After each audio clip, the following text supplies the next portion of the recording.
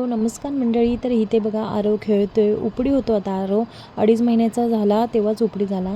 आणि इथे आम्ही तयार झालेलो आहोत. आरवला आंघोळ घालून त्याला बांधून झोपवलं होतं. आणि पहिल्यांदाच मी माझ्या आईकडे जाणार आहे, कारण आज आहे ओवीचा बड्डे. तर त्यांना तिकडे करायला नाही आहे, सुतक असल्यामुळे ना आईकडे तिचा बड्डे करणार आहोत. आणि बघा ही माझ्या बहिणींची पूर्ण फलटण. तर इथे सायकल चालवत होते. तर मग दिव्या येणार होती आम्हाला घ्यायला. तर मग म्हटलं मुला होतीच सगळे अवेलेबल, तर म्हटलं तुम्हीच चला घरी, मला सोड आरवला आणि बॅग घेऊन. मग आईने आरवच्या अंगावरून काढलं आणि आरव हा आजीच्या घरी म्हणजे माझ्या घरी माहेरी पहिल्यांदाच गेला आहे. इथं तो आल्यामुळे सगळे त्याच्या बहिणी आहेत मोठ्या, तर त्याच्यासोबत खेळत होत्या. आणि त्याचा हा असा उपडी व्हायचा प्रयत्न चालूच असतो. तर 18 फेब्रुवारीला आरव पहिल्यांदा उपडी झाला, जवळजवळ 2.5 महिन्याचा. आणि 1.5 महिन्याचा होता ना तेव्हा 3 वेळा तो स्वतःहून उपडी झाला होता. त्याच्यानंतर आता तो 2.5 महिन्याचा झाला आणि सतत आता सारखा उपडी होतो.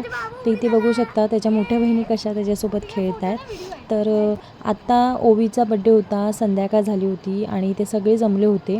आणि आरवच्या ना हिरड्या 2 महिन्यापासूनच त्याला शिवतात, त्याच्यामुळे त्याला मी तिलस्मी मणी घेऊन आली. आणि डेंटॉनिकच्या गोळ्या. तर डेंटॉनिकच्या गोळ्या ह्या लहान मुलांना 3 महिन्याच्या झाल्या ना की आपण दिवसातून 2-3 वेळा 2-2 देऊ शकतो. तर इथे बघू शकता ओवीचा मेकअप वगैरे झाल्याच्यानंतर ना बड्डेची तयारी सगळ्यांनी तिचं औक्षण केलं. आणि पहिल्यांदा तिचा असा बड्डे की तिच्या कोण फ्रेंड्स वगैरे आले नव्हते. आणि त्याच्यामुळे तिला खूप वाईट वाटत होतं, त्याच्यामुळे ती थोडी अपसेट झाली आणि रडायला आलं होतं. तर आम्ही सगळ्यांनी तिचं औक्षण केलं आणि छान मस्त असा तिचा बड्डे केला. आणि जेवण वगैरे ठेवलं होतं ताईने. तर नेहमी पहिले ना आम्ही सगळ्यांचे बड्डे आईकडेच करायचो, पण लॉकडाऊन लागल्याच्यानंतर ना मग सगळ्यांचे बड्डे हळूहळू कमी झाले, तो मग आपापल्या घरी करायला लागले. कारण आईला सगळ्यांच्या बड्डेला यायला जमायचं नाही. सुद्धा आईची तब्येत थोडी खराब होती, त्याच्यामुळे तिने काही रेडी वगैरे झाली नव्हती. मग सगळ्यांचं औक्षण झालं आणि ह्या दोघांना तर औक्षण करताना सगळ्यांचं असं होतं की ज्याचे तांदूळ चिपकतील ना त्याचं खूप प्रेम असतं, असं हे आमचं सगळ्यांचं चाललं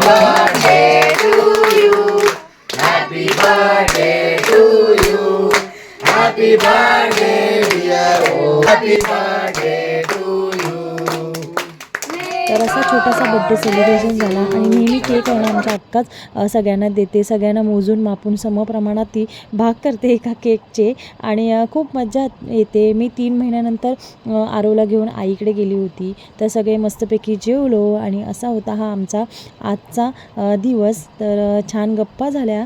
सो भेटूया मग नेक्स्ट ब्लॉगमध्ये.